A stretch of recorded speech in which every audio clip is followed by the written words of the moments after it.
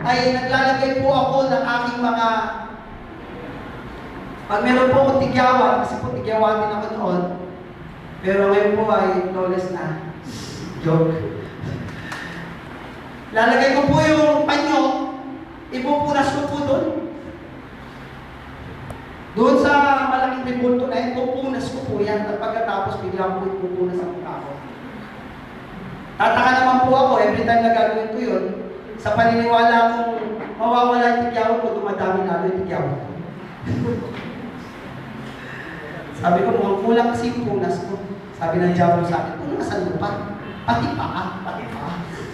Eh, yung mga paa, hinahalikan yun. Yung mga ribulto, hinahalikan yung mga paa. Pinupunasan ko yun, tapos pinupunas ko sa mukha ko. Kaya pala dumadami yung tigyawan. Nakulungkot na tayo, nagpapauto sa diablo, di ba? Bakit? Kasi hindi natin alam eh.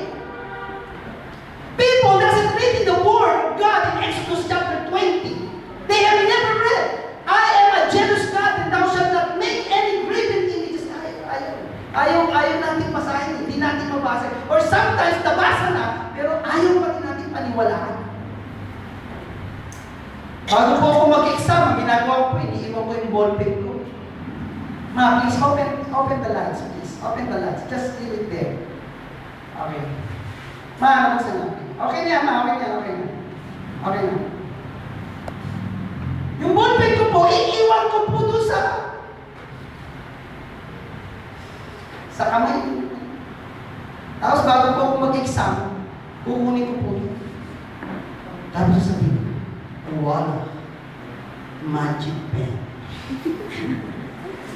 Walang review. Walang magic na nga. Kaya pagdating sa exam, ang style ko po,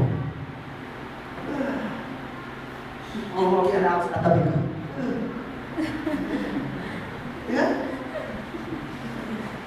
Alam mo, people perish for lack of wisdom, lack of knowledge. Alam mo, napapahamak ang tao kasi walang alam sa salita ng Diyos. Because the Bible will show you what is wrong in your life. The Bible will show you what is wrong. Pero ang diablo, ginagawa niya, huwag mong paniwalaan niya. Kaya nga maraming kabataan napapahamak eh. Maraming kinakasal wala sa panahon. Sabi po sa Tagalog, kinasihan ng Diyos ang bawat kasulatan, ang mga ito ay mapapakinabangan sa pagtuturo, sa pagsaway, sa pagtutuwid, sa pagsasanay na katuwiran. Ito ay upang ang tao ng Diyos ay maging ganap at naiahandang lubos sa mga mabubuting gawa. You know, when I started to read the Word of God, I realized that 90% or 99% of what I believe and what I do is wrong. Akala ko okay lang ang magmura. Kung sa murahan lang, hindi ka mananalo sa akin, mga may bata pa. Bawat salita, may mura. Bawat salita, walang bulaklak lang ng dila ko. Yun ang bulaklak na lanta. Hindi ko po talaga, I still justify what I'm saying. But you know what? When I read the Word of God changed me. I want to share to you that the Bible is the inspired Word of God. Ang salita po ng Diyos, ang Bible na hawak-hawak mo ngayon, ang Bible na pinag-aaralan natin ngayon is inspired. What do we mean by inspired? I want to read to you 2 Peter chapter 1 verse 21. For the prophecy came not in old time by the will of man, but holy men of God spoke as they were moved by the Holy Ghost. Ang Bible po is not a book written by men. Hindi lang po ito sinulat ng mga tao. I want to share with you what God's Word, that God's Word is eternal. Ang ibig sabihin po ng eternal, it has no beginning, it has no end. In the beginning was the Word, and the Word was with God, and the Word was God. And then it says here in Matthew chapter 24, verse 35, Heaven and earth shall pass away, but my words shall not pass away. Ano pong ibig sabihin nito? Ano pong ibig sabihin nito? I want to share to you what is the importance of this. Ang Bible po ay isinulat, yung Genesis hanggang Revelation, ito po ay sinulat with a span of 1,600 years. Anong ibig sabihin nun? Sinulat po ito ang span ng pagkakasulat. Sinimulang isulat, tapos natapos after 1,600 years. How many authors? 40, more than 40 authors.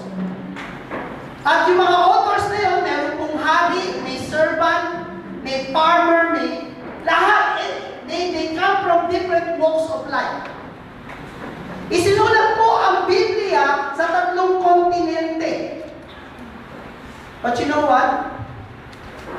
The Bible has a central message. You know what's the central message of the Bible?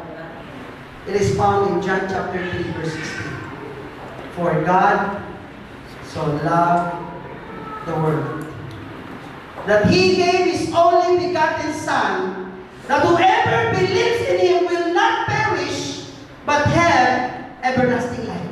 Ano pong ibig sabihin?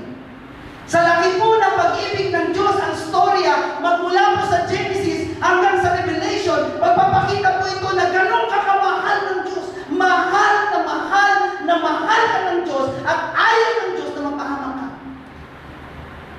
But the problem is this: man choose to sin. Man choose to disobey God. And up to now, man is choosing to disobey God. Alam ng mga kabataan, alam ng mga tao na ang adultery, na ang premarital sex, na ang abortion, ang suicide, they are all wrong. They are all against the will of God. But you know what? They are still doing it. Ginagawa pa rin natin. Bakit? Because we choose to disobey God. But in spite of that, the Bible says that Jesus died for our sins nung tayo po'y makasalanan pa. Pinili ng Panginoon na mamatay sa krus ng Kalbaryo dahil ganun na lamang ang pagsinta niya sa bawat isa sa atin. And He chose to die to pay the penalty of your sin.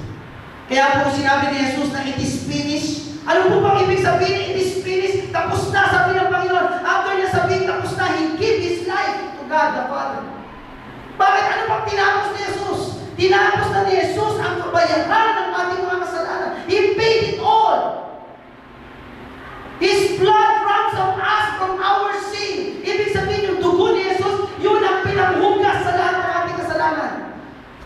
Kaya nga po sinabi sa Bible, nung nakita siya ni John the Baptist, ang sabi po ni John the Baptist, nung nakita niya si Jesus, sabi niya, He is the Lamb of God who will take away the sins of the world.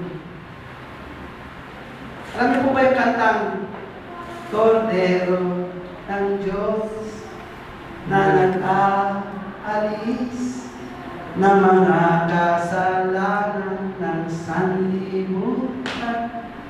Maawa ka sa amin. Alam mo, katawa na lang, hindi ko man naintindihan ko. Lalang, trip ko lang. Lalang, ginagawa kasi. Pag oras na lang malapit ng communion, kakantahin lagi yan. Oh, kaya ako, pag kinakanta ko, ganito eh. Cordero ng Diyos, nag-aalis ng mga kasalanan. Ganun lang. Kinakanta ko na Cordero ang Panginoon, pero gumagawa pa rin ng mga kasalanan. Kahit makailang beses na ako nagsawsaw ng tubig, tapos na ganun-ganun pa ako. Still, my heart doesn't understand. Hindi natin naiintindihan kasi hindi naman natin nabasa eh. Amen. Bumili ka ng gadget, hindi mo binasa yung manual. Alam mo ba kung paano gamitin yun? Amen. Alam mo ba yung dati yung Corby? Hindi ko alam, hindi ko kasi binasa yung manual eh. Kaya hinahanap ko yung loudspeaker, hindi ko alam kung paano ko gamitin. Tapos nung ginamit ni Joshua, nakita ko may loudspeaker pala yan. Tapos saka ko na lang nalaman nung nakita ko sa ginagamit ng anak ko. Pero bakit hindi ko alam? Eh kasi hindi mo naman binasa eh. Alam mo, maraming tao napapahamak kayo, alam mo kung bakit? Hindi sila nagpapasa ng salita ng Diyos. But you know that the Word of God is the manual of life. Can you say with me? The Word of God Word of God is my manual is my manual in my life. in my life. Yun ang manual eh. Kailangan basahin mo ito. Irregardless of what is your religion. I tell you, you can die with your religion, but still go to heaven. Now I'm becoming strong in my preaching because I want to preach the reality.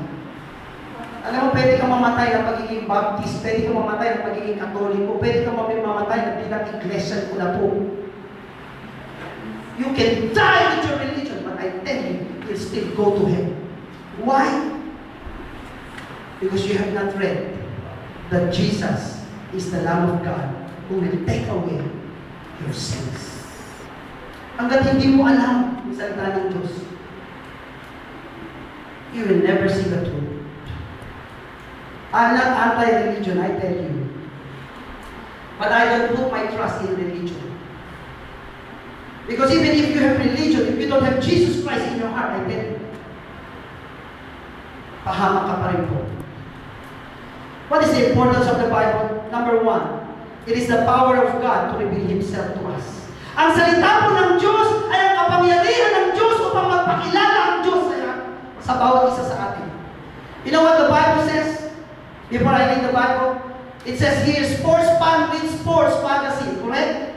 Political-minded people read political news magazines. Carpenters read house plans or blueprints. Doctors read medical journals, correct?